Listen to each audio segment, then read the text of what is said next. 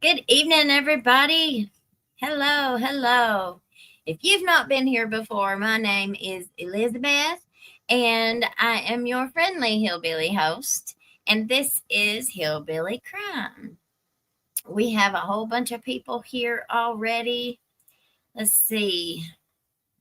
Hello, Hillbilly Crime. I already set my notifications so that way I don't miss your live. You are doing a wonderful job, Elizabeth, and I love listening to your beautiful mother, Sweet Tater. Well, thank you. She had a conflicting class tonight that started at 7, so she won't be here. If she jumps on towards the end, she might, but she probably won't be here tonight. All right, let's see. So, what are we talking about? The title that I put on for this video is Mountain Mafia. What is a mafia? Does anybody know? All right, I'm going to Google it. See what the definition is. Well, let's see. What exactly does the mafia do? Money laundering and large scale rug trafficking are the criminal focus of these groups. However, they are also involved in corruption, currency and goods counterfeiting, and the trafficking of toxic waste and girls or SMEX workers. So that is basically what a mafia is, right? And we're looking at here in Letcher County, we're looking at all of these cases that have been happening, the rug cases and these SMEX offender cases. And now we're getting a real good look at our public officials and how they're connected. And now people that live here have heard whispers and have been on the receiving end. Or I should say, got the short stick of a lot of things. And so people here aren't really too surprised. Although on the other side of the coin, yes, we are very surprised at like our sheriff walking in a courthouse and unaliving our judge. And why? Okay, so here's one of the things that I want to point out. If the worst of the worst of situations, the worst of the worst. So he's going to, Mickey, he's going to be sued civilly in a civil lawsuit. Now, remember, he's got a lot of immunity where that comes along with him being a sitting sheriff. So criminal immunity and civil immunity, I guess. I'm no lawyer, remember. So I'm not really sure how all that works. But worst case scenario, he gets sued. He loses money. You know, maybe he loses some of his standing in the community or whatever. But still, he walks away from it, right? He goes home. He sleeps in his bed. He gets to, retire or resign and go spend the rest of his life on the lake in Tennessee somewhere. Why walk into the judge's chambers and do what he did in front of a camera? Why not? If the judge had done something that was so severe, like Ned Pillersdorf had put out there a time to unalive defense.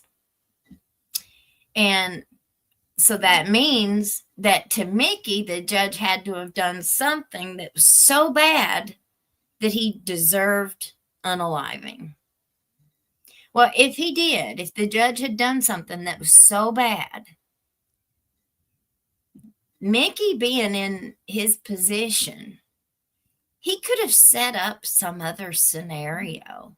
He could have set up a situation where, he completed the same act, but came out of it unscathed, because nobody in a million years would have ever dreamed, if there was no video to what happened down there in the chambers, if there was no video there, I don't think anybody would have ever believed what really happened, right? So Mickey could have set up a situation somewhere, and he could have got away with it scot-free. We know that. I'm not condoning that or suggesting that. I'm just saying he could have. That was an option that he had. And he did not choose that option. He ended up going into the courthouse under severe trauma and stress and pressure, supposedly, and under extreme emotional disturbance. Let's see what you all say. Come on, Brianna's World. Hello, everyone. Good afternoon. Yes. If you are just coming in, hit that like button for us, because it helps us so much grow this channel and get us out in front of new viewers. Cindy from sunny South Florida. Hi, y'all. Left my DNA on that. Thumbs up. Hi from Tasmania. Jill Madison. Hello. Let's go. Genevieve. Welcome in, everyone. Yes. All right. Let's see. PDWH, dirty backroom deals and illegal dumping. LWD trucks have been in southeastern Kentucky. All right.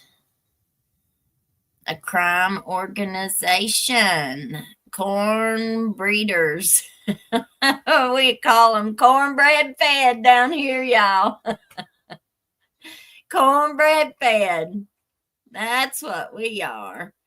Hello from Wisconsin. They used to say barefoot and pregnant back years ago. Let's see. A mafia are known to be business owners, great banking skills, and community organizers. Thank you. Blend in real good in public. I've been looking at a whole lot of articles today on the Whitesburg City Council, and how the mayor, now remember, the Whitesburg mayor used to be the Letcher County attorney. I think he was the Commonwealth attorney. He probably was both. He was probably the county attorney and Commonwealth attorney. The county attorneys deal with misdemeanors. The Commonwealth's attorney deals with felonies. Now, he was a Commonwealth attorney that I know. He ended up, and there was a whole big corruption scandal in the 80s and 90s. I think it was in the 90s, actually. But it involved the mayor, James Wiley Craft. He was actually disbarred, but then he was reinstated after that. And you had, I think Reuben Watts was the circuit court clerk that got in a lot of trouble. So anyway, how do we look at the business owners? You've got Street Side down there, that bar and grill that's right across the street from the courthouse. That's where several red rums have taken place over the years. Alcohol doesn't really bring very good outcomes. Um, but so you have a whole lot of business owners, um, elected officials, and so that mayor, then his son is Jimmy Craft, who is our circuit court judge now. So he's the felony judge. He was the judge upstairs. Kevin Mullins was the judge downstairs. And so these positions are all very, very connected. He's not worried about finances. He knows he's gone for a while. Let's see. I thought the same thing. He wouldn't have done any time for the civil case. I still think he feared for the safety of his family, either real or perceived. Well, exactly. I'm leaning towards well, we have to remember somebody made a comment last night after the show on the video, and they said, who was the bailiff before Ben Fields? So that means that we've got people out here that don't know the history and the details. Okay, so let's review that real fast. So Mickey Stines, the sheriff, the one that's accused of pew-pewing the judge, he originally was the bailiff. He was the Letcher County District Court bailiff. He was Judge Kevin Mullins' bailiff for 10 years or more in the district courtroom. Mickey Stines and Judge Mullins worked side by side every single day for 10 years or more. Extremely, extremely close co-working situation, right? So if the judge was doing anything untoward back then, if the judge was committing some kind of sexual misconduct with girls or anybody, you think Mickey would have known it? You think Mickey wouldn't have known it? You didn't get to see Judge unless you went through Mickey or his secretary in his office. You didn't just walk right up to Kevin unless he was outside smoking. If he was outside on the sidewalk smoking, anybody and everybody walked up to him and talked to him. But if he was in his chambers or if he was in the courtroom, if you saw him in the hallway, of course, you could walk up to him. But usually, if you had to talk to the judge, you had to go through one of the bailiffs, which at that time was Mickey, or after. And so after, whenever Mickey decided he wanted to run for sheriff, he was still the bailiff. So he ran in the election. He won. He went behind the back alley into the sheriff's department, and he hired Ben to take his place as Judge Kevin Mullins' bailiff. So Mickey and Kevin have been co-workers for a very, very long time. So, and they're not the only two players that are in there, that are in the good old boys circle down in Whitesburg. There's several other players. Let's see what everybody has to say. All right. Mickey Stines knew he was going to become the sucker, that the judge was going to use his power and authority to put Mickey Stines at the bottom while victimizing. Well, it is definitely a theory. Let me go grab this garlic bread out of the oven for my kid.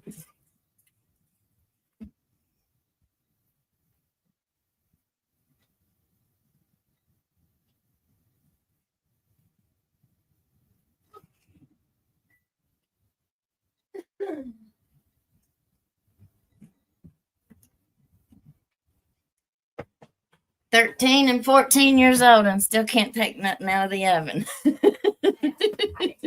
That's all right. That's all right. We don't want it to burn. All right, let's see. From the hood to the holler. I fully believe he felt like there was no other option considering other things he knows. Well, and you think about that video of what happened down there. Mickey seemed like he was not leaving that room with the judge breathing. What's the purpose for that? Either to make sure that the judge doesn't speak, dead men tell no lies, dead men tell no tales, and self-preservation. I don't know. I mean, we're just speculating. These are just options. But I also wanted to bring something else up. And it's how do law enforcement, I guess, use informants. If you listened to the interviews with Ben Fields and Jennifer Hill and Sabrina Adkins, they what, Alan? What is it? Okay, what is it? What about it? Okay, well, you're going to have to cut it yourself, okay? Sorry. Then he completely made me forget my train of thought. I'm sorry, y'all. I'll come back around to it. Stines was going to become the sucker he witnessed for the past 20 years. He decided to tell America this is how every county operates. It aims to please. Well, let's see. Good evening, everyone. Orange and black short tank trucks with the letter LWD on the side. They were investigated by CBS, I think, for dummied up manifests. If he had not done things in such an extreme display, do you think it would have brought the attention to so much? No. Send some cornbread up here, please. My mommy makes some real good cornbread.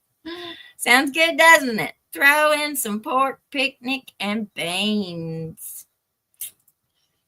Cornbread with honey butter. Yummy. Everybody's going to be eating now. All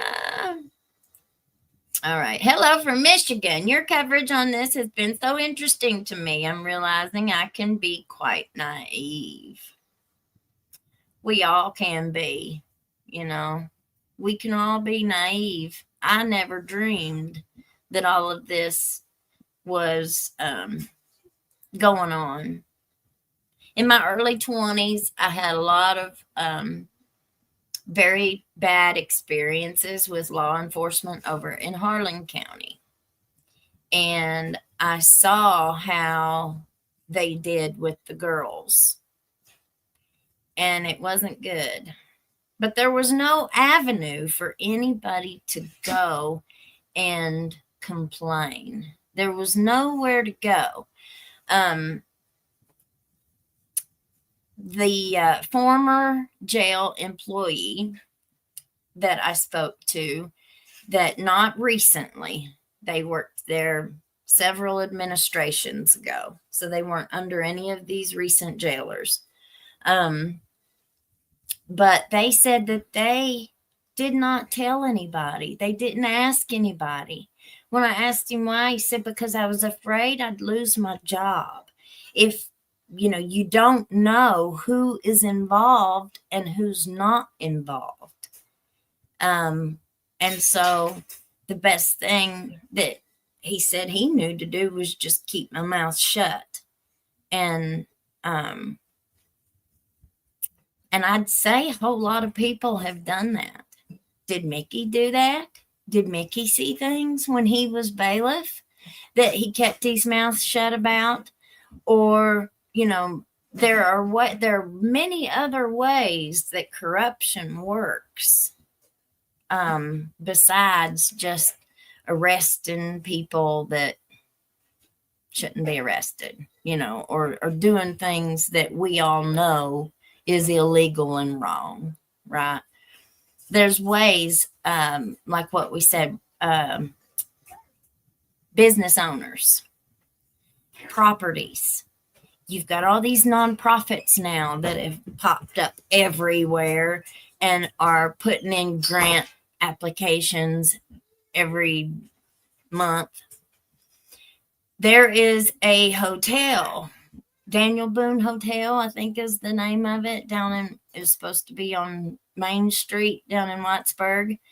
They have had millions and millions of dollars of grants come through for that place, and it's still a mess. Like, I don't even know if they've done anything to it. I've not been down there in a long time, but it seems like it was more of a money pit than it was anything, an actual successful project. They make a believer out of you. How are you going to go against the whole town? Yeah, because they end up getting everybody on their side. You've got the city councils and then you've got, like, with these nonprofit groups, well, they just put everybody and their mothers on their board of directors. So if somebody puts together a nonprofit and they have to have a board of directors, well, it's usually their childhood friends, their aunts, their uncles, their in-laws, maybe their childhood friend's mom or a teacher that they had. I mean, they fill these seats with people who would never go against them in a vote or in anything. Terry says he knows he won't talk, but hoping not death penalty or life. Has anyone looked into any case that used defense of temporary insanity in the U.S.? What is the sentencing guidelines in this type scenario? From what I understand, and remember, I'm no lawyer, but from what I understand, his charge, he's eligible for the DP, but I don't think they're even looking at that. It's been a long time in Kentucky since they've even used it. I think that if it goes to trial, I think they'll probably, and this is just my own opinion, I think it'll be somewhere 20 to life, something like that. I don't think that they'll give him a mandated life sentence, like a natural life sentence. I don't think they'll do that. Bella. Sheesh. It's still the Wild West here. Leanne says, do you think the cafe where they have lunch could be involved? Well, I mean, involved in what? Right? Involved in what? They're all friendly and friends. That's where they go eat lunch during the day, and it's where the in crowd go to party at night. So of course they're all friends and I'd say business associates somehow, even if it's just with the city of Whitesburg, right? It had to be more than perceived. Yes. And I think they're talking about Mickey's feelings of fear. Reuben was county judge executive, Mike Watts's father. I thought he was the circuit court clerk. Are you sure Reuben wasn't the circuit court clerk? Because I thought that's one reason why Mike Watts ran, was kind of like it was a family thing. So I think Reuben was the circuit court clerk, but you could be right. I could be wrong. Mickey could have written out a timeline of events by affidavit, including his acts, notarized the affidavit, and submitted it to a grand jury if he was an honest man. Yeah, but I ain't never heard of nobody doing nothing like that. His lawyers wouldn't have let him do anything like that. Remember, he's got some really, really good attorneys, and they are used to deal making. So I think that they'll probably do the best by him. My question has always been, can he claim temporary insanity after he chases him around the desk and pauses to pew pew again? Well, that's what I'm saying. I spoke to one of his hunting buddies, somebody who went hunting with him. Maybe not. I don't know how often, but he was a hunting buddy. They went hunting a lot. And he said, how did he look?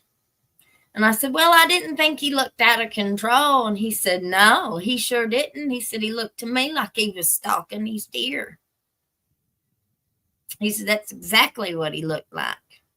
He said he even took time to aim his sight. And if you watch that, he does do that. He does like that. I can't watch the video. It just traumatizes me every time I watch it, because the judge had no escape. He had no escape. He was trapped. He tried to hide under that desk, and Mickey just wasn't stopping. And it's just so sad. You just wonder. It's not uncommon that organized mafia gave much money to schools, churches, and had special interest in policing. That's how big cities got wealthy. Yeah. Well, and remember, coal. This area was built on coal. I've got a whole bunch of articles here. I want to look at this one here. So this was from Appalachian Voices. Let me see.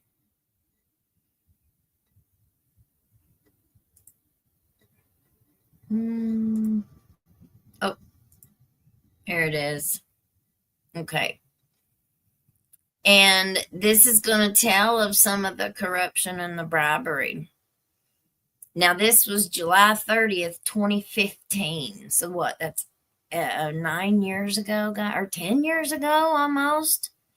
But it shows you what's still probably happening, y'all. A moment of truth for Kentucky's coal regulators. In June 2013, mine operator and Kentucky State Representative Keith Hall went to the Kentucky Energy and Environmental Cabinet with a complaint. Kelly Shortridge, a mine inspector with the Division of Mine Enforcement and Reclamation in Pikeville, had been soliciting Hall for bribes to ignore violations on Hall's Pike County surface mines.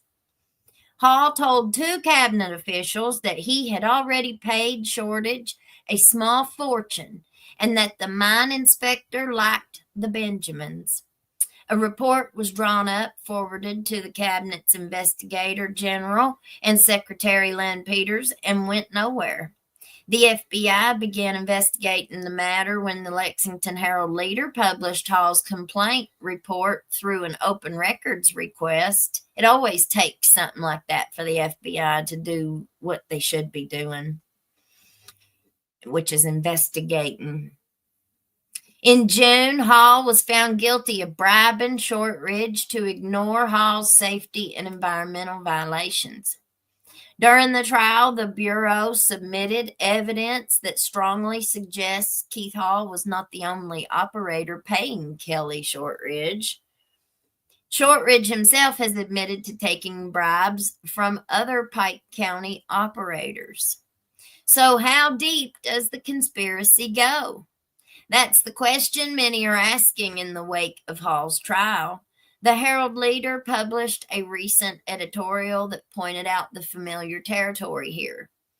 This is not the first time questions have risen about the Pikeville office of the Division of Mine Reclamation and Enforcement, where Shortridge, an inspector for 24 years, worked.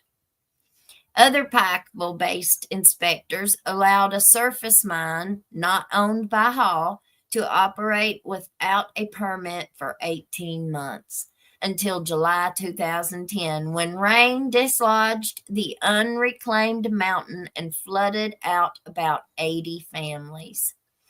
One of the inspectors retired a month later. Remember, too, that the division went years without penalizing coal companies for filing bogus water pollution reports by copying and pasting the same data month after month.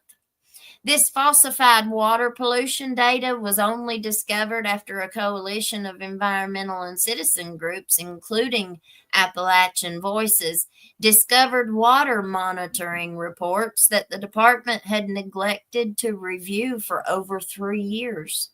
The fact that the FBI had to find out about Hall's allegations by reading the newspaper and not through the cabinet itself reveals a similar pattern of negligence.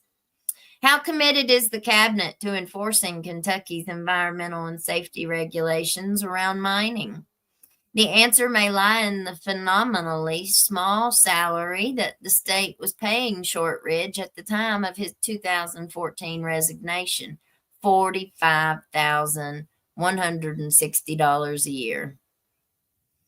This may seem like an insignificant detail, but it speaks volumes about how our regulatory systems function, what they prioritize, and what motivates the individuals who operate within them. This is what motivates them. Shortridge was using his small salary in addition to the bribes he was taking from Hall and others to pay for his wife's medical bills. It's impossible to speculate about his personal character, but it does seem clear that he was responding to a specific set of material conditions in a way that most individuals on that kind of salary and in that kind of position very likely would. So they're saying that at least he spent the money on a good reason? Is that what they're saying?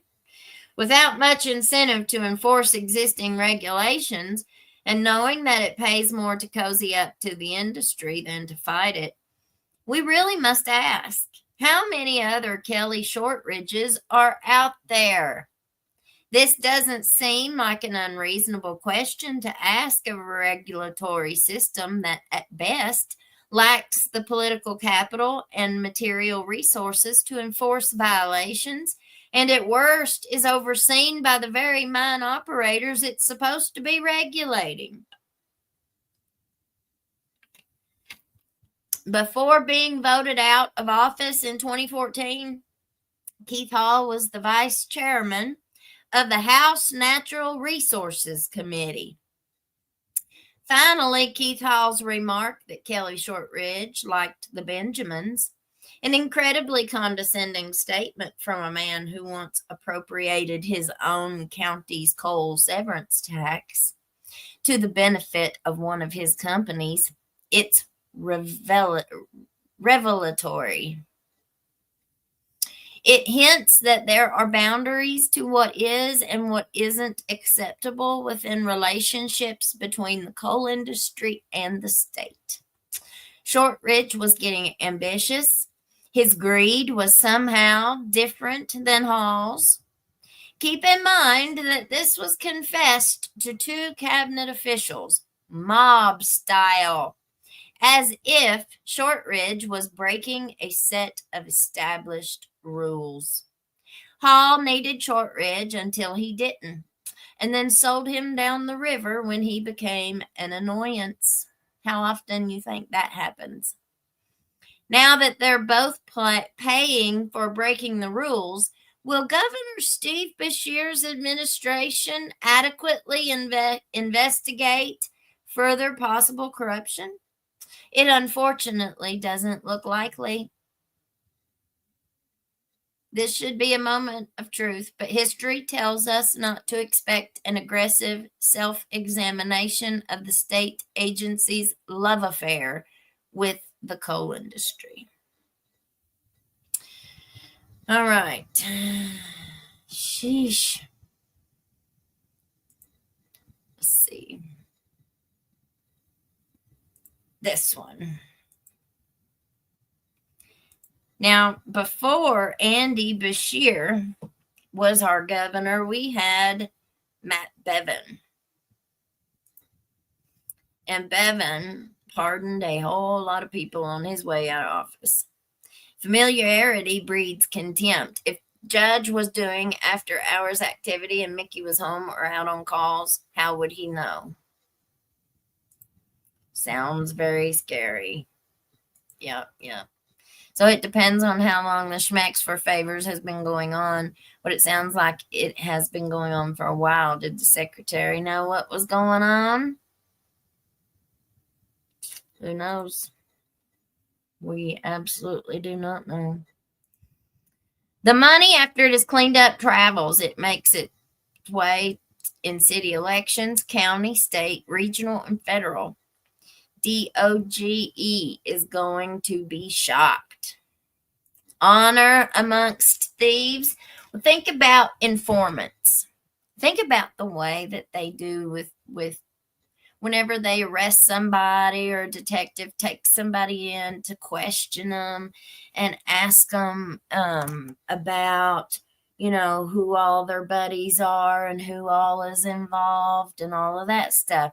Think about the way that they do that. They have tactics, right?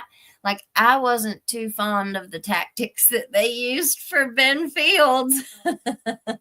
But I get it. I get why they do that. They buddy up to them and get them to trust them. And so they're not going to ask for an attorney and they'll confess, right? I get that. Absolutely. It's a good tactic. But I don't have to, it doesn't make me feel all warm and fuzzy inside. Okay. Same thing with Mickey.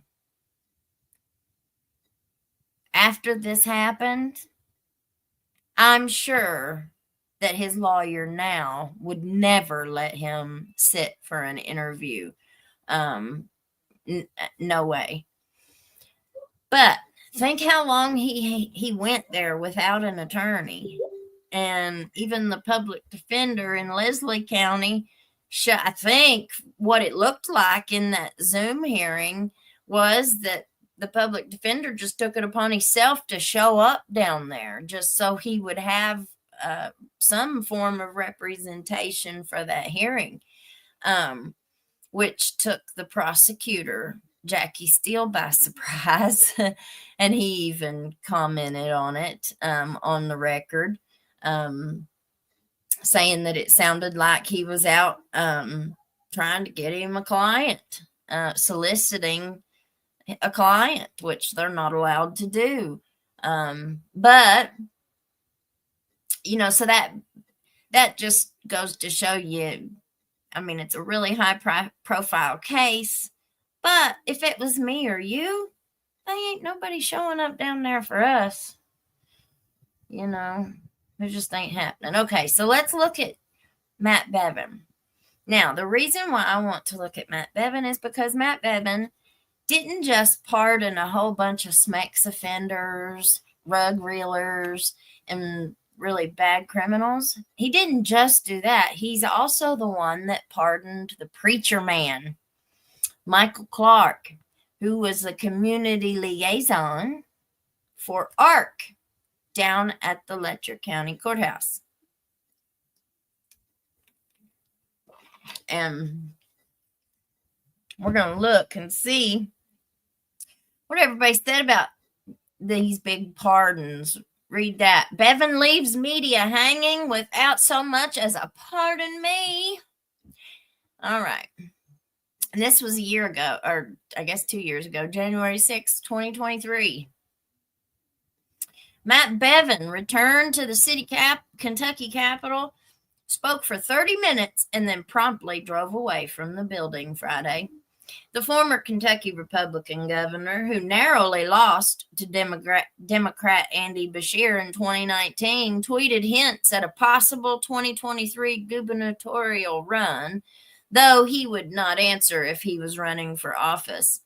The filing deadline passed at 4 p.m. In a rambling monologue, he provided his perspective on the upcoming race, named a few Republicans on the ballot whom he considers friends, and called on state leaders and the media to tackle issues he believed still needed addressing, from the juvenile justice system to infrastructure to the state's pension system. Bevin was governor from 2015 to 2019. On his way out of office, he issued hundreds of pardons, which included convicted R-words, red rummers, and rug offenders, a move that earned him much criticism.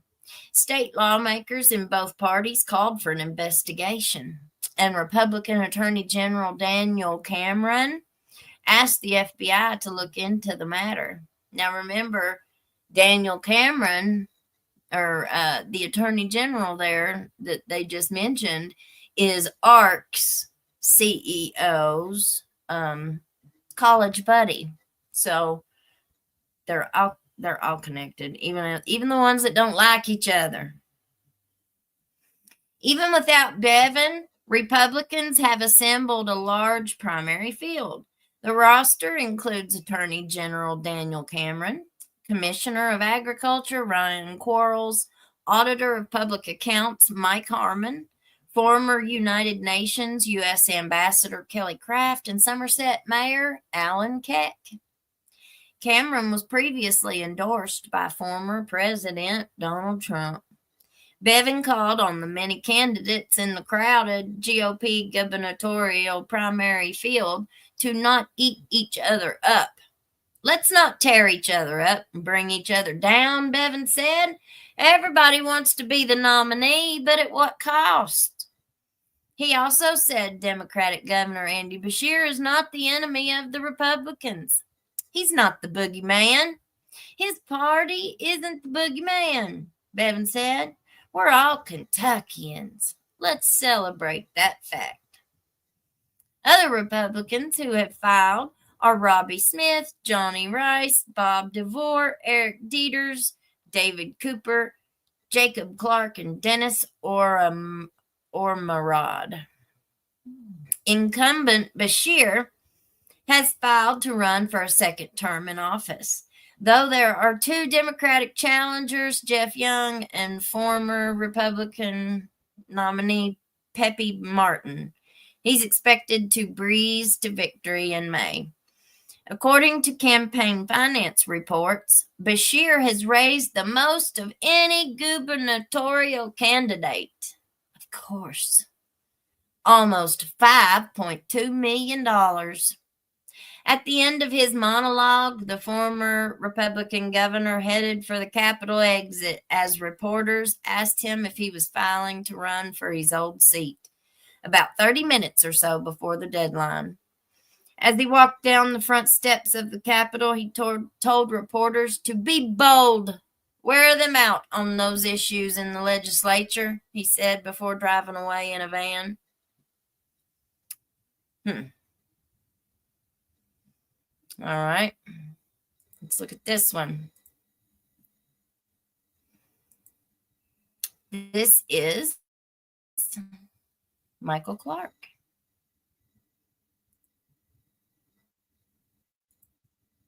There we go. I will not squander it. Local man pardoned after multiple rug trafficking charges. Michael Clark spent 20 years in and out of prison for 7 different rug trafficking charges in Harlan County. It spiraled out of control, one rug to the next. The rugs changed, but really everything remained the same. It was something that had a hold of me that I couldn't let go, said Clark. A few years ago, Clark was in jail, and he had moments that made him hit rock bottom. December of 2016 was when I received a letter from my daughter saying her and her brother, which is my son, were done with me, and it finally broke my heart because I had realized at the age of 38 I had wasted my whole life, said Clark.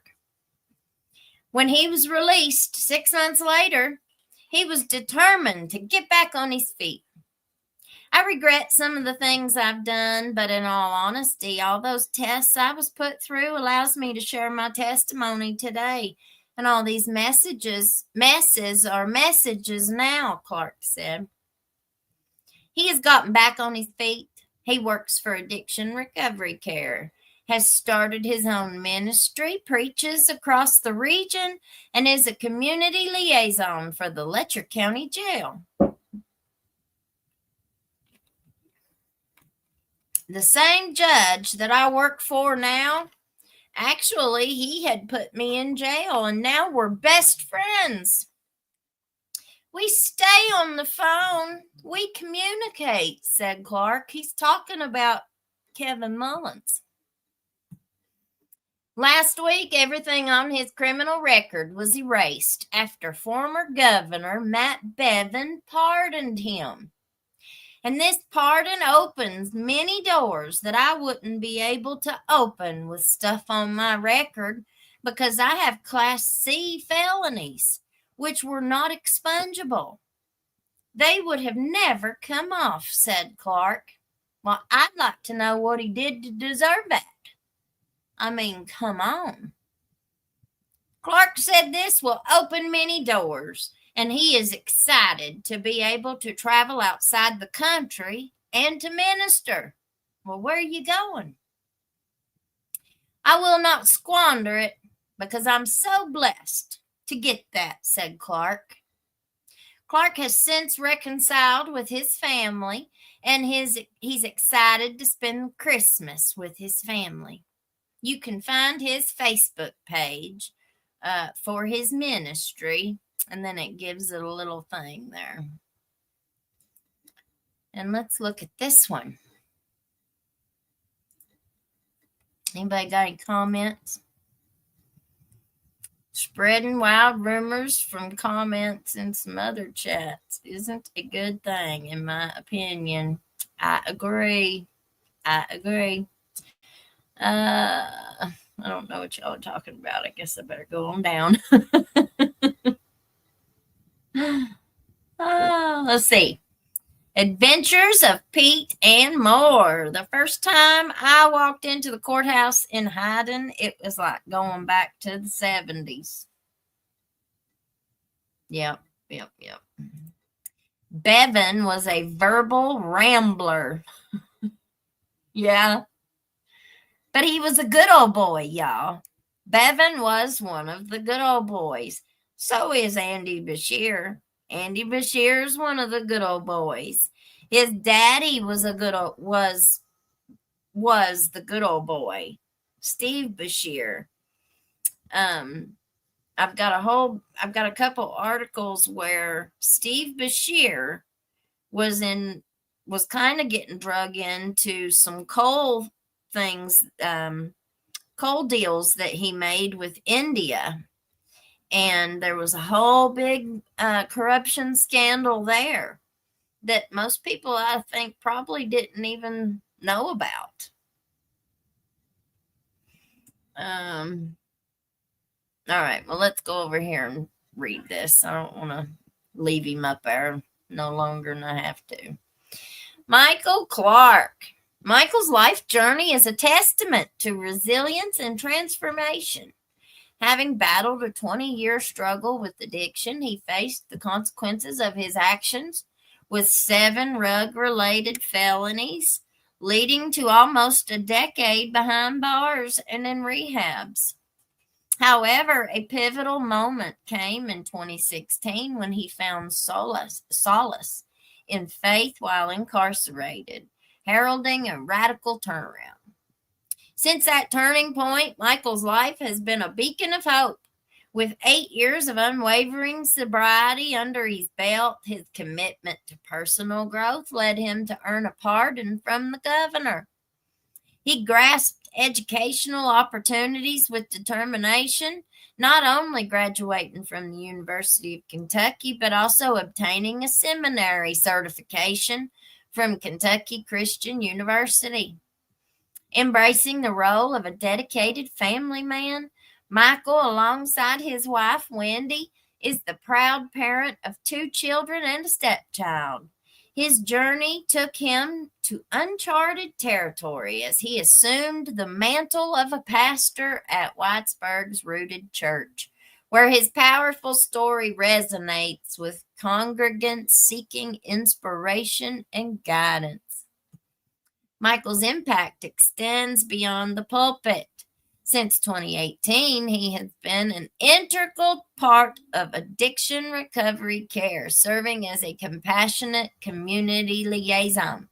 His past struggles have become a source of strength as he supports individuals navigating the challenges of addiction, sharing his story as a testament to the possibility of redemption and renewal. I mean, they've just got Michael plastered all over the place.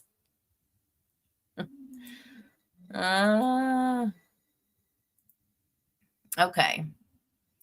So we've read those. I'm not going to read this because it's just so long. This is really, really a long article. But I'm going to put it in the, or I think I already did, put it in the description of the video. It's an article called Mansions, Coal, Corruption is So Much Worse Than You Knew. Let's see, how long?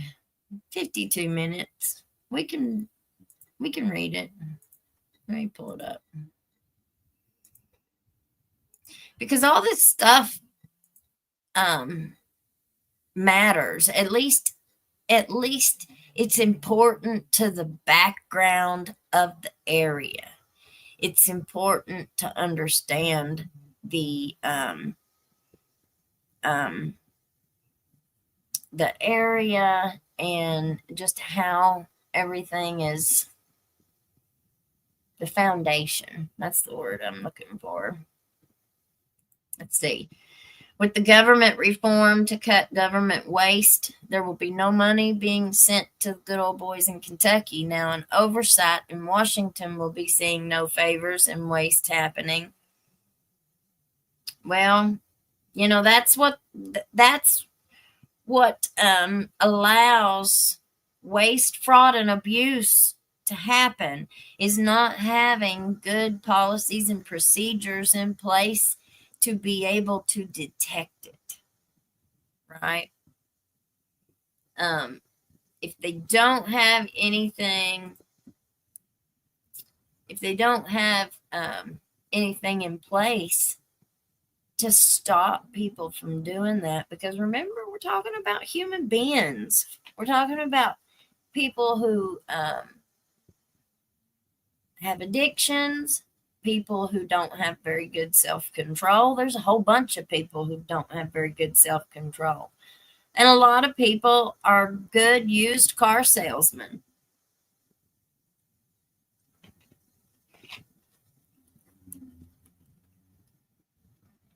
Let's see. Mansions, coal, corruption is so much worse than you knew. One of the hardest things to grasp about the climate crisis is the connectedness of all things.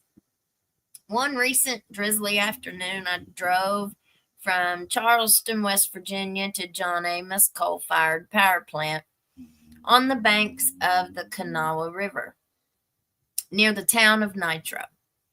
In the rain, the plant looked like one of the dark satanic mills that poet William Blake wrote about, with three enormous cooling towers that steamed like giant witches' cauldrons. Across the river from the plant, mobile homes cluttered the bank of the Kanawha, streaked black with pollution that rained down on them 24/7. I had visited the plant 20 years ago on my first reporting trip to West Virginia. Back then, the plant seemed like an indomitable monument to the power of big coal.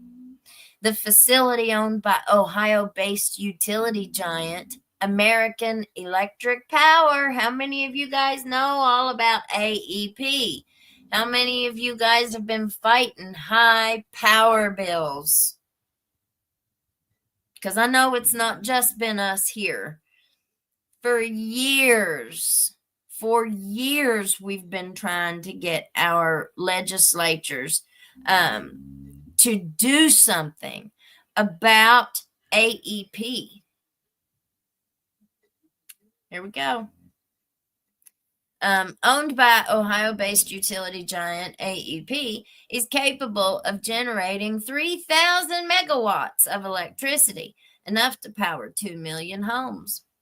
It is also one of the biggest carbon polluters on the planet, emitting 13 million tons of CO2 each year, which is equal to the annual emissions of about 3 million cars. When I look at John Amos today, I see fire and rising seas, disease and hunger. I see a rusting industrial contraption that takes CO2 captured by trees 300 million years ago and re-releases it into the sky, bringing the heat of the past to our future. Coal plants are one of the primary reasons why shopping malls were burning in Colorado this winter and reservoirs in the West are dry. They are why Antarctica is cracking up, threatening the future of virtually every low-lying city in the world from Boston to Bangkok. They are why infectious disease patterns are changing in Nepal, and crops are failing in Kenya, and roads are washing out in Appalachia. At this point in human evolution, burning coal for power is one of the stupidest things humans can do. Coal plants are engines of destruction, not progress. Thanks to the rapid evolution of clean energy, there are many better, cheaper, cleaner ways to power our lives. The only reason anyone still burns coal today is because of the enormous political power and inertia that the industry has acquired since the 19th century. In America, the power and inertia is embodied in the cruel and cartoonish character of West Virginia Senator Joe Manchin, who paradoxically may have more control over the trajectory of the climate crisis than any other person on the planet right now. Kaitis Gurma, a 26-year-old Sunrise Movement activist who helped organize protests against Manchin this past fall, calls him the final villain.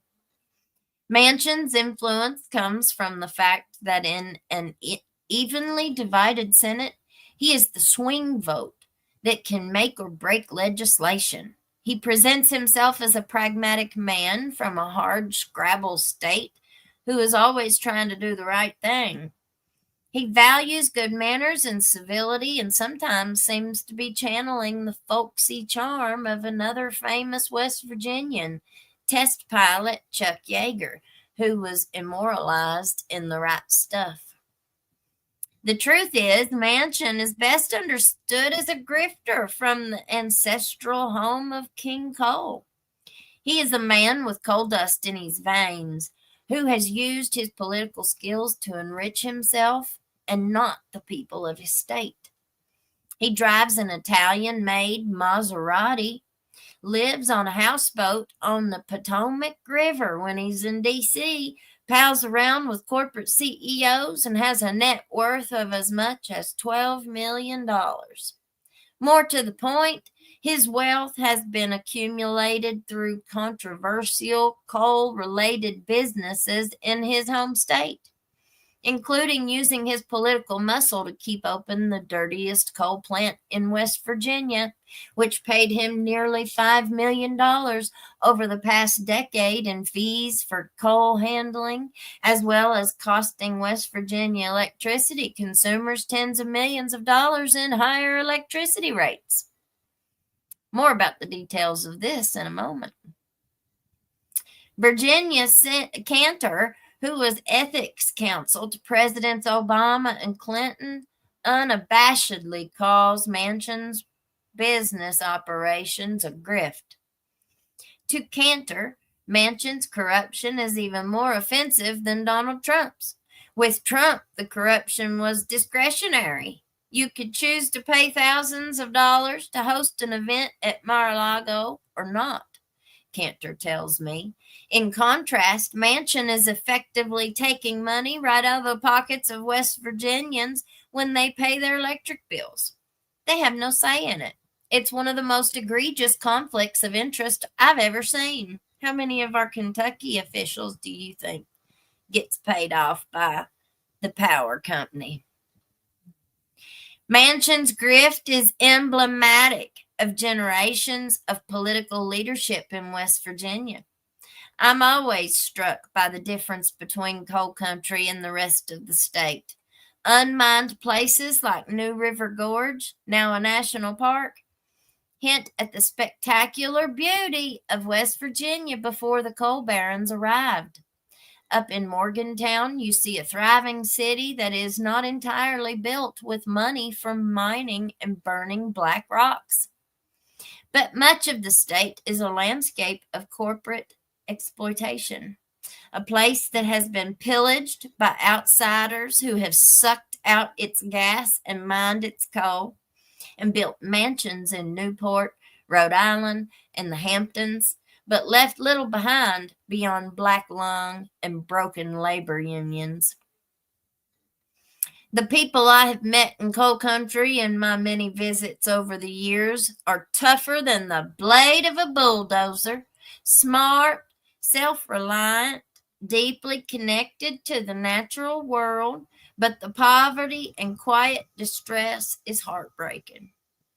If fossil fuels brought prosperity to a place, West Virginians would be dancing on gold-paved streets. Instead, West Virginia is the second poorest state by median income and near the bottom of virtually every social indicator of well-being, from obesity to opioid addiction to education. The few well-paying coal jobs that are left are disappearing fast. In 1950, there were 120,000 coal workers in the state. Today, there are only around 13,000 workers, less than 2% of the state's workforce. Despite the relentless hardship, Manchin figured out a way to do pretty well for himself. Joe Manchin will absolutely throw humanity under the coal train without blinking an eye, says Maria Gunno, director of the Mother Jones Community Foundation and a longtime West Virginia activist. My friends and I have a joke about his kind. They'd mine their mama's grave for a buck. Greed, y'all. It's not an attractive quality. So it was no surprise to Gunno that during an appearance on Fox News a week before Christmas, Manchin knifed President Biden's first term agenda by announcing that he could not support the $1.8 trillion Build Back Better Act. I have tried everything I know to do to support this, he told Fox host Brett Baird. Never mind that the bill excludes billions of dollars in programs that would help West Virginians struggling with poverty and hardship, or that without the tax breaks and other clean energy measures in the bill, Biden's goal of cutting U.S. greenhouse gas emissions in half from 2005 levels would be all but impossible to achieve. And without U.S. leadership on climate, the chances that the nations of the world will reduce emissions fast enough to hold warming at 1.5 Celsius, which is the threshold for dangerous climate change, is virtually zero. If Build Back Better goes down, says John Podesta, a Democratic power broker and former special advisor to Obama, who has been deeply involved in international climate negotiations, then we are completely FUCKED. Well, all this could change overnight. I think that the climate thing is one that we probably can come to agree much easier than anything else. Manchin said a few weeks after he appeared on Fox. I don't want to read all that stuff. It's blah, blah, blah, blah, blah. Humanity should have phased out coal yesterday. Burning fossil fuels is what's driving the crazy heat waves, flooding, and ecosystem deaths we're now experiencing, and which are rapidly intensifying. And coal is the worst of the worst in terms of carbon emissions intensity. If y'all want to finish reading that, you can go read it. It kind of gives you a good look at West Virginia and how the coal owners and operators are all connected to the politicians. We don't do any political stuff on this show, though, so I don't care one way or the other. I don't care if it's right. I don't care if it's left. But I do care when money is getting put in people's pockets, regardless of what side they're on. Yeah, look here. Jessica Jackson. AEP, KU, ODP monopolize these small counties, cities, towns, communities. They can charge us what they want because there are no other companies around to compete with them in prices.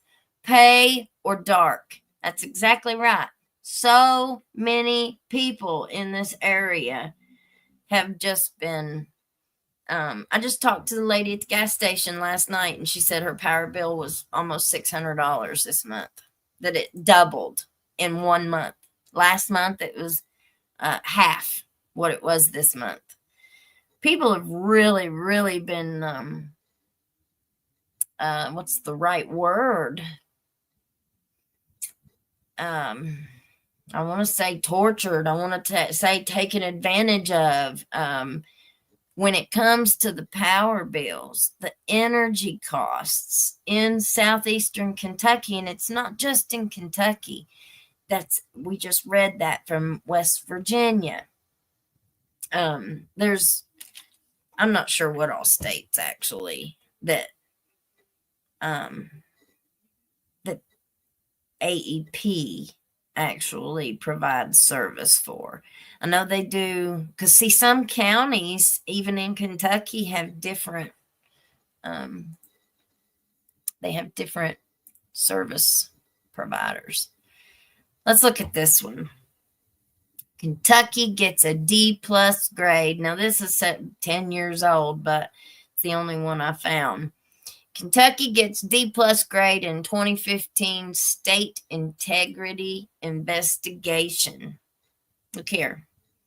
Public access to information, they got an F.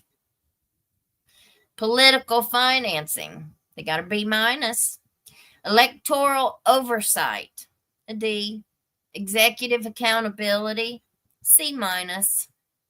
Legislative accountability, C. Judicial accountability, F. Judicial accountability, grade F, 56%, or 56. Rank 28th. State budget processes, C. State civil service management, D plus. Procurement, I don't even know what that means, but B minus. Internal auditing, a D, 65. Lobbying disclosure, a D, 66. Ethics enforcement agencies, F, 52. 36th percent, or the 36th rank. They are ranked 36th. State pension fund management, D. Ain't that wonderful? So Kentucky does not have a very good history with that. All right, let me get some of these comments in. What do you all think? What do you all think? Don't forget to hit that like button. Absolutely. Hit that subscribe and join us with the Hillbilly membership. Yes, yes, yes. Hi, Beach Bum. See you later, says sadly, the highest bills I ever saw came from rural electric co-ops. Wow, that is really, really surprising. That was one of the options that people in this area, I was kind of like looking into what the options for co-ops would be. But you have to really have a lot of people, and not just your county. You also have to have other counties that are willing to go in to do all that. It's a whole lot of work. It's a whole lot of work to change any system. Any system. I've got TVA. It used to be some of the lowest in the country from all the dams here in Tennessee. The last few years, it's been the highest. Yep. Let's see. Power plants in Europe are using wood pellet stoves. How long can the forest stand? Well, let's see. Sadly, the highest bills I just read that one. Sorry.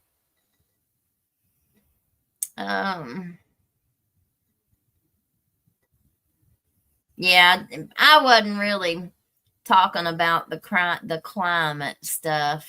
My point for reading that was just about how, you have to really be careful who you're electing to some of these positions, or who we are electing to some of these positions, because if they are, a lot of times these rich people, they have probably 10 or 15 businesses that they've got their hands in. And, it's real easy for them to have conflicts of interest with those companies that they have their hands in. And, that's why they have to watch the contracts that they give out. City, county, state, federal. It's just on a different level. Let's see.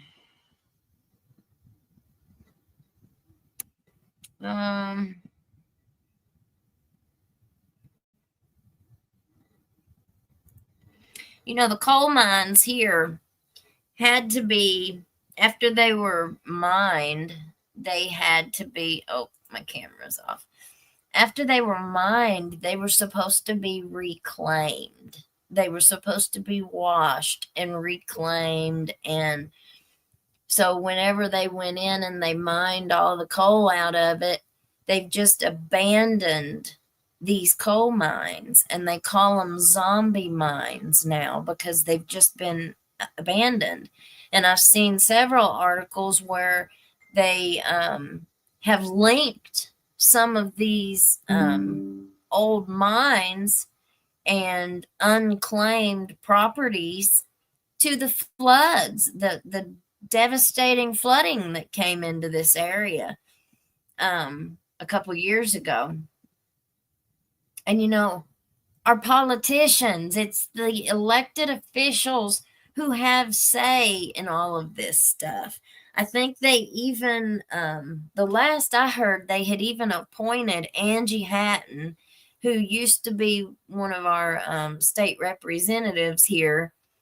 If I'm not mistaken, they had appointed her, the governor appointed her to the commission that oversees the energy stuff, like the AEP. Whenever we go talk at the meetings that they have, and they vote on raises for the company, like we've really had a lot of fights in this area against AEP and the way that they charge so much for their power. It's just unbelievable. And and if they don't disclose who they're in bed with, how do the people know? Yeah. Take it or leave it, y'all. That's okay. Any of them, take it or leave it. I just take out of it what I need, and I leave the rest that I don't like. But that what I was really pointing to with that article was just how our politicians, have so much say in bills and laws and all kinds of stuff. With the coal mines in this area, you recently had a couple situations where they didn't even have their insurance stuff on file. So when they went bankrupt, they didn't even have money to pay their workers. So you had big protests of these miners who'd worked for 2 weeks or a month, and their paychecks bounced. Well, those kinds of companies were supposed to have a special insurance on file whenever they started their operating, starting their business, whenever they started operating, to protect their workers just for something like this happening. And that's happened a couple times here. But guess what? Somehow nobody made sure that they paid their insurance. So whenever their company went belly up, there wasn't no insurance on file to pay these people. Whose fault was that? And then you had all these politicians coming in, getting up in front of people in a room with a microphone and talking a good talk and trying to calm everybody down and reassure everybody.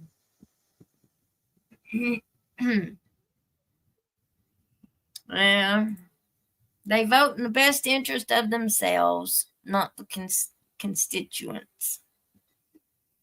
Yep. Okay. Judges on the take, how the FBI took on Chicago's crooked courts. This one I think is pretty long too, so if anybody wants to go read it yourself, you're more than welcome to. I'm not going to read it just because it's so long. But it explains how the FBI ended up going in and doing an undercover investigation into organized crime in Chicago's courts. We don't really have a whole lot of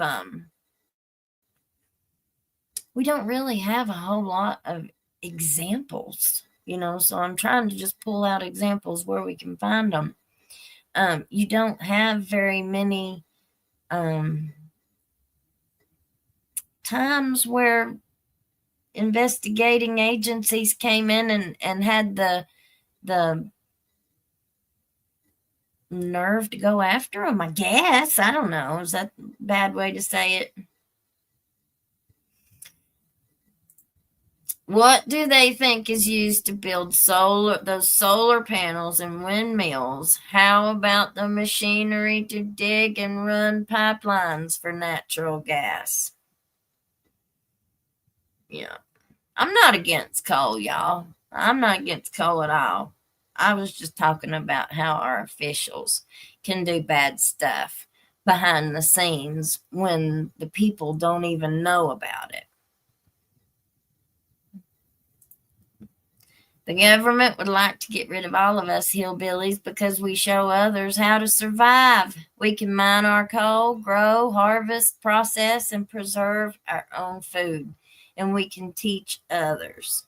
Yeah. And, with the mines, like I said, they're supposed to, once they get done with them, once they've abandoned them and they've mined all the coal out of it, they're supposed to go back in and fix that property. That's their responsibility to make sure that they don't leave it to where it can cause problems for surrounding properties and stuff. I talked to somebody yesterday that said that they went to go work for somebody, a company. They went to go in and wash the mine and stuff and kind of start the reclamation process. And they said that they started digging down and they found where whoever had owned that property before or whatever, whoever was in charge of it, they had made shelters. They had dug big shelters and put these big,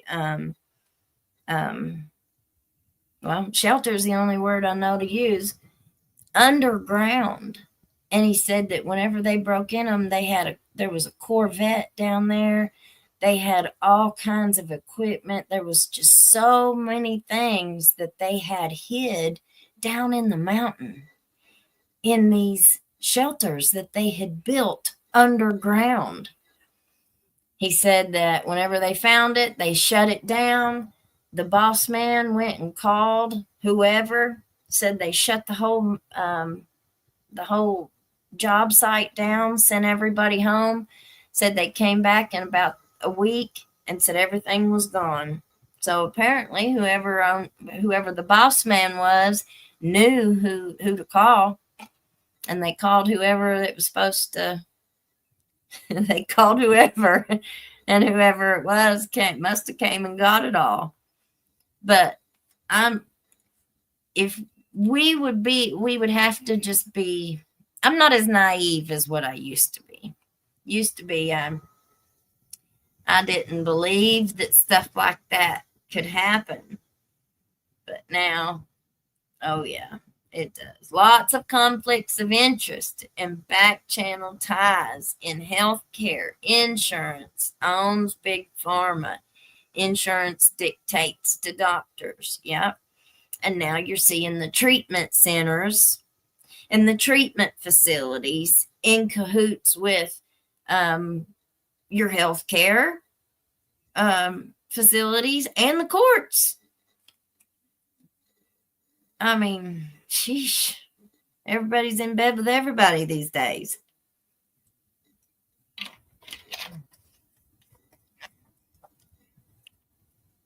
Everybody's in bed with everybody these days.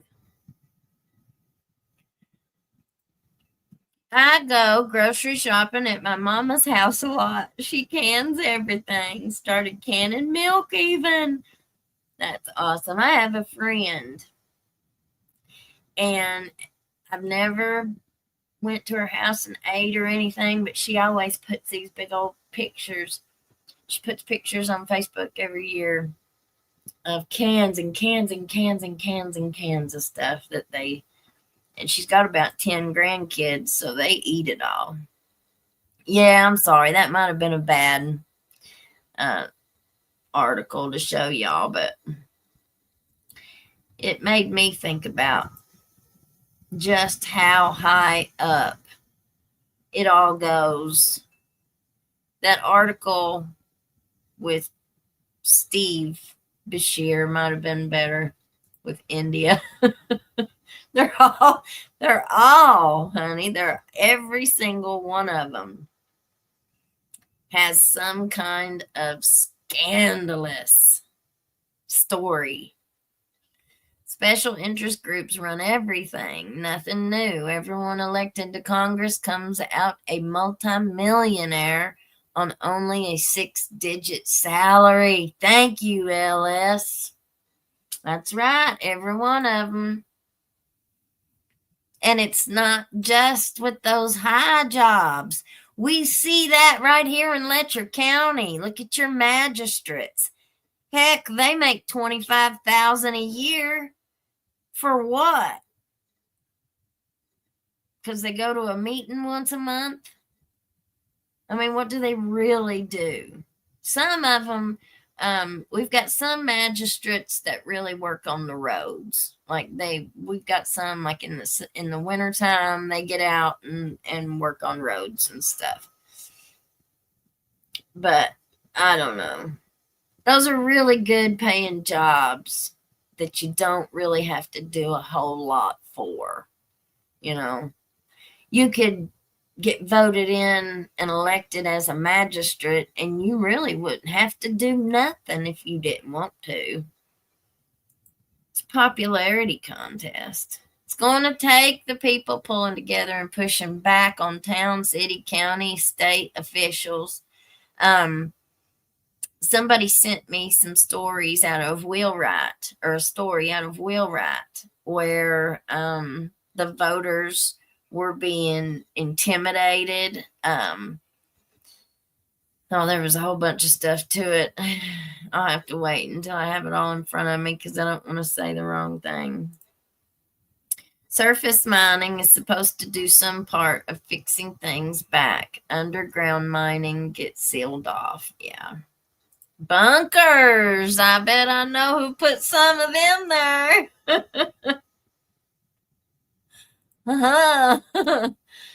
All the people who have any self-sufficiency are under attack. I had to get a permit to keep 6 chickens.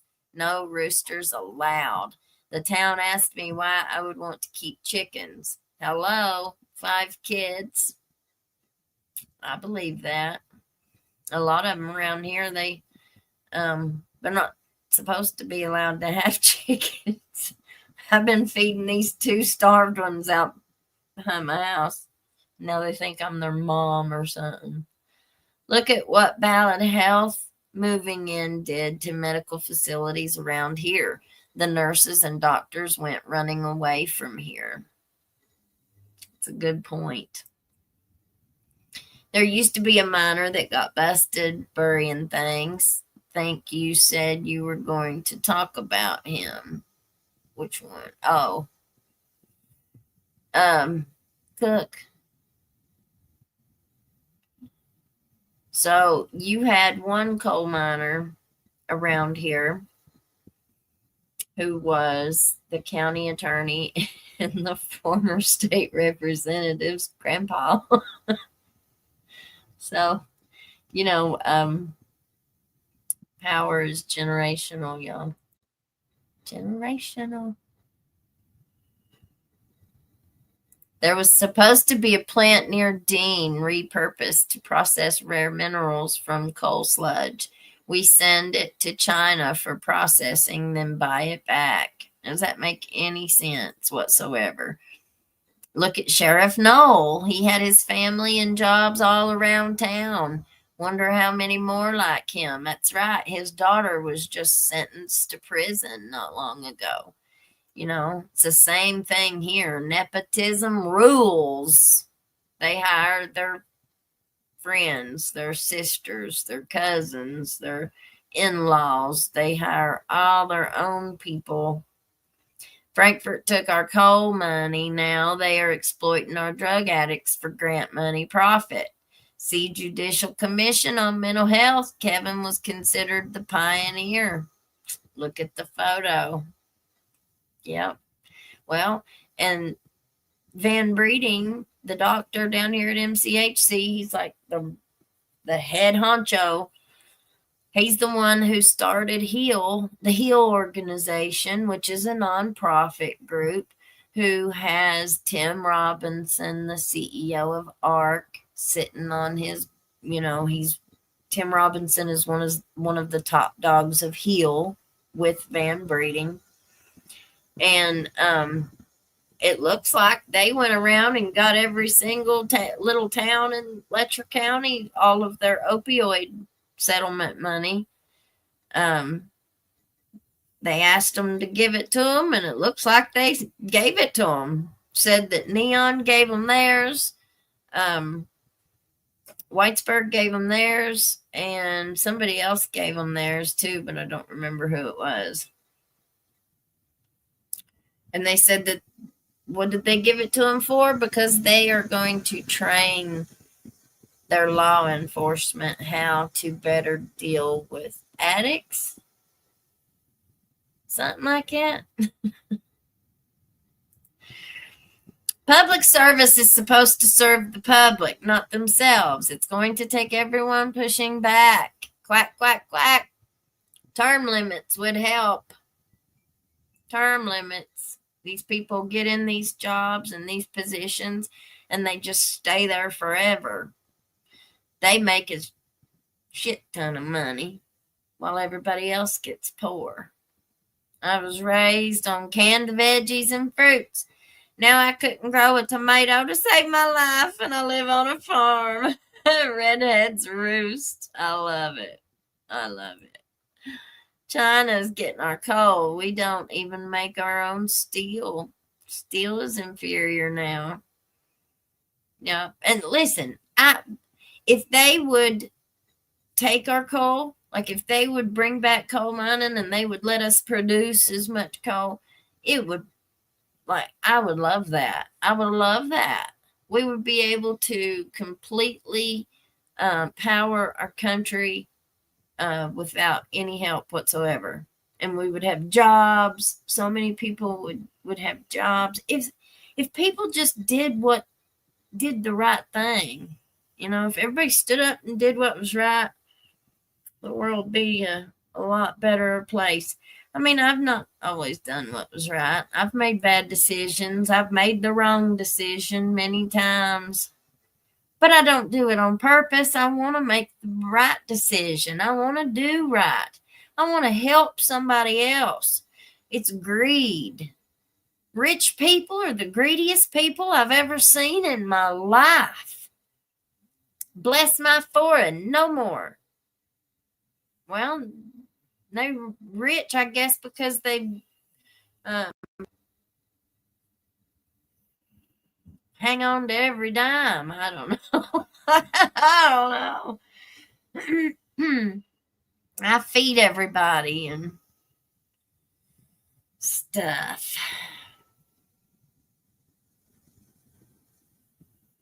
China gets our ginseng too. We sell out to China. Started with charging big bucks for rug testing. Who got the deals to do rug testing and who got a kickback for letting them? Country Folk Live says this little Tennessee town I live in is about the same way as you have there. Why don't they use the DOC JT to train them? They're like cherry tomatoes, but once you get them started, you get more than can be eaten, and the ones that fall will recede. If we didn't send our minerals outside of the United States, we would have enough.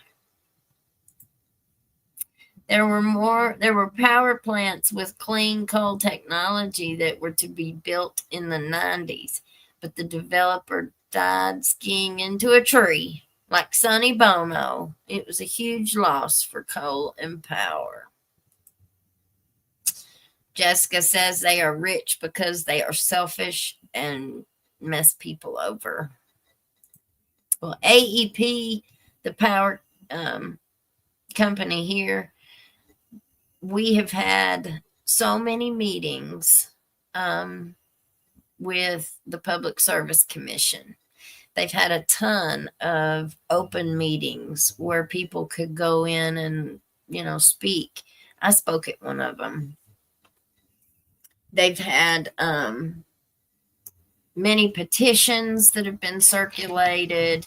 The people have fought back for years against AEP and the high prices.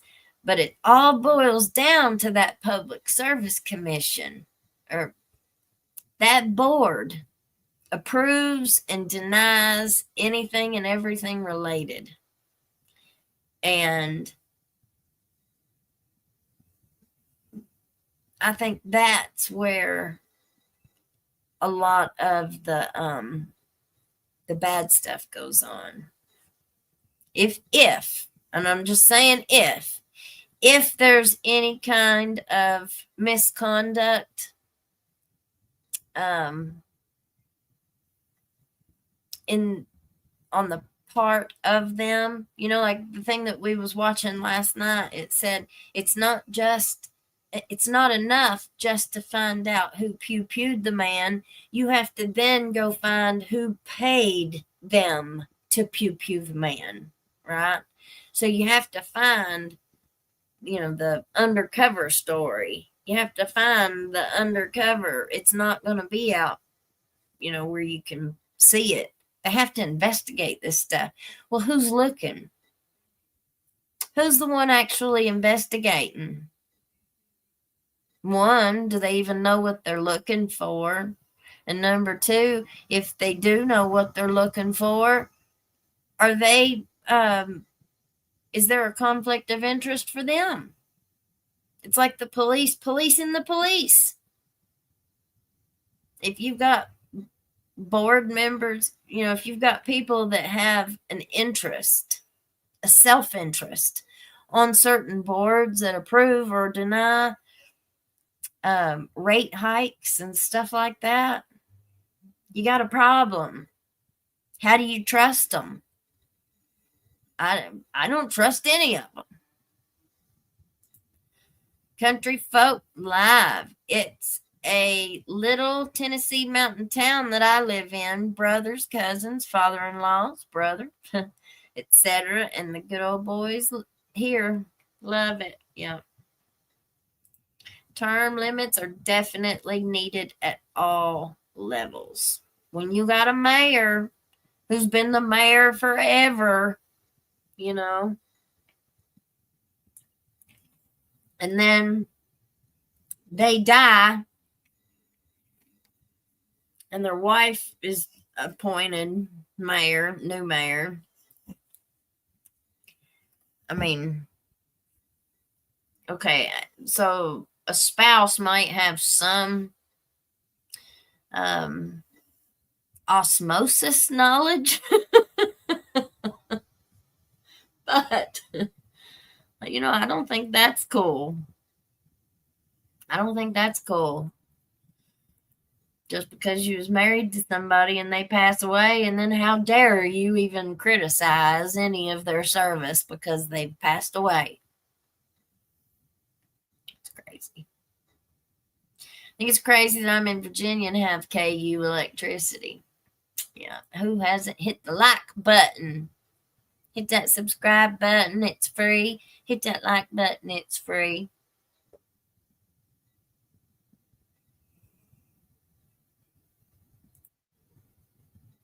Do y'all think Mickey might have been dipping in the mouth? I don't. But, you can't never say never about anything. At first, I did. At first, I thought maybe it was some kind of an accidental exposure or something. Maybe somebody was slipping him a Mickey and dosing him unknowingly, just because it seemed so similar to me, the behavior. But now that I think more about it and we've listened to that interview with his lawyer, I think that kind of pressure and stress on him about the deposition was a lot more than what I was thinking. I didn't realize that he was really under so much pressure and stress about what he should say, what he's going to say, what he shouldn't say, and what if I already did say. I think that had him freaking out. And I think he was in fear of what he would say. Think about informants, y'all. What happens to rats? What happens to people when they turn state's evidence? What happens to people when they inform on others? We know what happens. I have a whole thing on informants that I want to do. Mommy wasn't here today, so I kind of got thrown off on what I was going to show you. But tomorrow night, we're going to look at some stuff with Mommy. Were the sheriff and the judge's children close in age? Well, kind of. Let's see. Mickey's daughter was 17. The judge's two girls were my boys' age. So maybe 13, 14, somewhere around in there. I think they might have been a year or two behind my kids, but I held mine back. So I think they're around 13, 14, somewhere around there. So they're closer in age than not. I'm calling them POS pack instead of the good old boys from now on. Ain't a good thing about them. That's right, Jessica. POS pack. The rat pack. Louis C., who was the deputy that gave KSP the phone. Yeah, I don't think it was a deputy. It was just an employee. I think it was going to be, and I don't know how many females they had down there. I think they only had 2. But I'm guessing, if I had to guess and speculate, I would say that it is that Shauna, the one she's been there forever, and she's been there through maybe the last 3 sheriffs. I know she was there with Danny Webb when he was a sheriff, and Mickey kept, in my opinion, whenever Mickey became sheriff and he won the election, he kept somebody around who knew how to run the office, because Mickey didn't know how to run the sheriff's department. So I'd say he kept her on, just so they could continue business as usual. But that's who I think it was. We don't know yet. They haven't said. We'd love to have you grab a membership and join this hillbilly family. Who wants to be our new hillbilly cousin? That's right. Grab a membership. We're going to be doing membership only lives. And send an email to hillbillycrime@gmail.com and ask for the membership Discord link, and I'll send it to you. I believe the sheriff's daughter was a senior, and I believe the judge's girls are younger. Yes, Miss Marnie. Yep. Didn't know. I just know it makes you act like that paranoid. Yep. It's scary regardless how good friends. If you know too much, you're just not safe. Why was Mickey making so much money? Which didn't seem the norm. Well, Nancy, if you really look at the elected positions in Letcher County, like they all have pretty high salaries. That's why it's such a big deal for people to win these elections. It's a good paycheck, and they don't have to worry about where their income's going to come from every month. I mean, people don't realize if you're not from an area like this where poverty is the norm, and the fear of not making enough money to pay your bills, these positions come with really, really good salaries. I mean, I know it sounds crazy, but a magistrate making 25,000 a year, I mean, honey, that is a good gig. That's a super good gig. You might as well just be getting the mailbox money. All you gotta worry about is getting reelected. That's all you gotta worry about. Next election. And in that same token, imagine how people act whenever it becomes election time again and somebody goes to throw their hat in against you. And now all of a sudden you've got to actually fight for that position now. Somebody might be coming to take your position. Well, it's been seen around here. Well, if they don't like a somebody throwing their name in the hat and competing against them, you better be careful, because the next thing you know, if they don't want you running, they'll make sure something happens where you got to drop out. That's just the way it goes around here. I've seen it too many times. Somebody will go run for a position, and the next thing you know, the worst thing in the world has come out against them. It's scary. If you don't have the blessing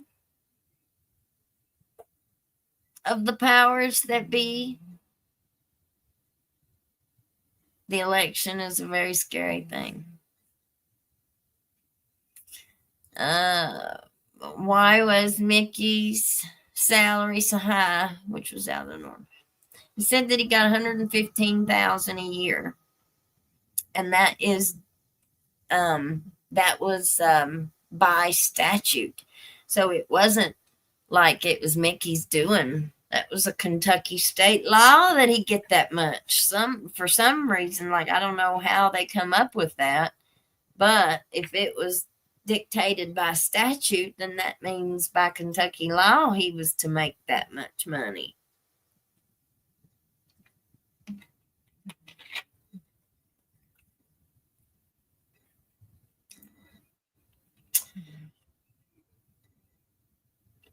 I don't know about that, Miss Tiffany. I've sure never found anything in print about anything like that. But there have been lots of rumors. Could you imagine saying the wrong thing and having judges and bigwigs like that mad at you? Oh, yeah. Well, you see how scared Mickey was of it. You saw how scared he was, or at least he appeared to be. Sheriff's daughter in county public school would imagine the judges were in his local independent school. I don't know if they ever went to, I think they went to Jenkins a long time ago, but I think they were at a different school in Neon. Let's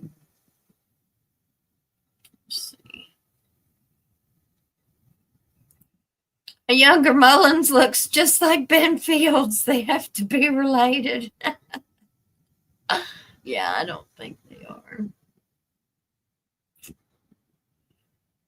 Yeah. What if Louis C. Mickey reported the judge and bailiff for being in this together to save his reputation? Who would he report that to? It's hard for Frankfurt to hear if you yell in those mountains. Yeah, I don't think you have to think that Mickey would be afraid if he said anything that it would get, of course he knows it's going to get back to him. I have a couple papers of a discovery that somebody sent me, and it shows all the people that had gotten in trouble, and it shows, like, as soon as people get in trouble, they start telling. As soon as somebody gets caught, not everybody, some people know how to keep their mouth shut, but a lot of times when people get in trouble, they'll start singing. As soon as they think that they're going to go to jail, they'll start telling everything that they know in hopes of walking out after they tell everything they know. That usually don't happen. People get in there and tell everything they know and try thinking that it's going to help them, and all it's done is hurt them. Hurt them, and they end up going to jail anyway. Or they'll let them go that night and let them think that they're letting them get away with it, and then they'll take everything in front of a grand jury and then let them get indicted later on. So they made them think that they got away with it, but it's only temporary, because then when that indictment hits, they've charged them with everything. So in the way that people tell information, informants, we saw or heard in one of the interviews with Ben Fields, we saw that Ben, I think it was, I don't know if it was Jennifer or the other, or Sabrina, but one of them said that Ben told them who to stay away from. Ben shared with them who the informant was, or who one of the informants was. Told them, stay away from him, he's ratting, or however he said it. So they were sharing informant information with people on the street, letting them know, don't mess with them so you don't get caught. Mama Duck. Keep your mouth shut and get a lawyer. Never ever talk to the law without an attorney. It doesn't usually end well if you trust a cop. That's right. That's right. All right, y'all. Well, we'll go ahead and close this one up. Hush money. They negotiate to pay them to keep the secrets. Yeah. It's just like being in the clique on the high school basketball cheerleading team. If you're not in it, you're just not in it. That's right. All right, guys. Yes. Rhonda, love this. Finally got alive. Yay. Did Mickey tell someone he had lost 40 pounds in 2 weeks? Yes, he told the reporter of the Mountain Eagle that he had lost 40 pounds in 2 weeks. That makes me wonder, the paranoid behavior really can't get over that. Well, they said he was pacing back and forth in his yard at night, like wee hours of the night, like 3, 4, 5, when he should be asleep. He wasn't sleeping. He wasn't eating. He was seriously having some serious mental health crisis. But to me, what I think it was that pressure. He was afraid of what he was going to say. What's that say to me? That says to me that there was a whole lot of stuff they were trying to cover up, and how best to say or not to say to keep myself out of trouble and keep everybody else out of trouble. Somebody else made a point that I wanted to bring up.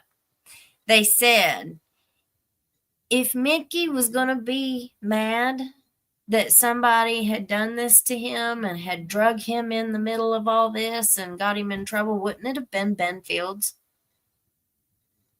Wouldn't he have been mad at Ben? Not so much the judge? Ben is the one that was doing all this.